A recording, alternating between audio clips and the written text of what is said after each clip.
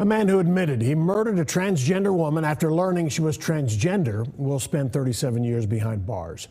Ruben Alvarado was sentenced today for strangling and beating Chanel Lindsay, then dumping her body in White Rock Lake. She was found in the water in June of 2019. Her family today testified about the pain they'll now have to carry for the rest of their lives. Fox 4's Stephen Dial live in Dallas tonight. Stephen. Steve, as you mentioned, Ruben Alvarado was sentenced to nearly 40 years in prison after murdering Chanel Lindsay back in June of 2019. One of her family members did speak in the victim impact statement and said that she forgave him. But your choices put you in that seat. You gotta ride that horse now. You chose to be here. You chose to deal with your demons the wrong way.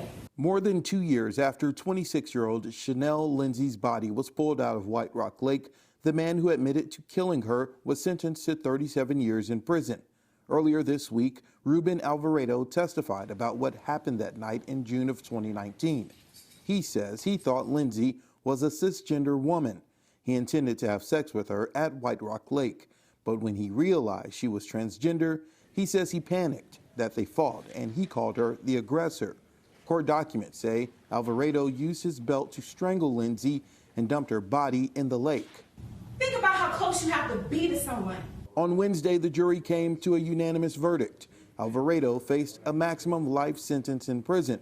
Instead, the jury recommended 37 years. I forgive you. I know that my cousin would forgive you. Now you got to work on forgiving yourself, because if not, those demons at night are nasty. Tamaya Lindsay is Chanel's cousin. She read a letter from the victim's sister, who never got to see Chanel after she transitioned. Not only have I had to mourn the loss of my big brother, but also the sister I always wanted. Alvarado's defense wanted the jury to rule that he acted in sudden passion, meaning it was a crime provoked in the heat of the moment.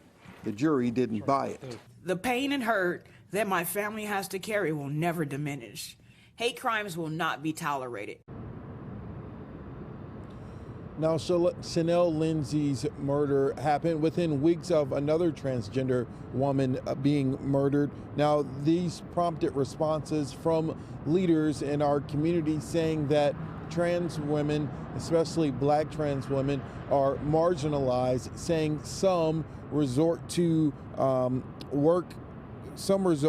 sex work to make ends meet, and frequent targets of hate crimes. Now, Governor Abbott was prompted to give a response after these murders, saying that he called them unacceptable at the time.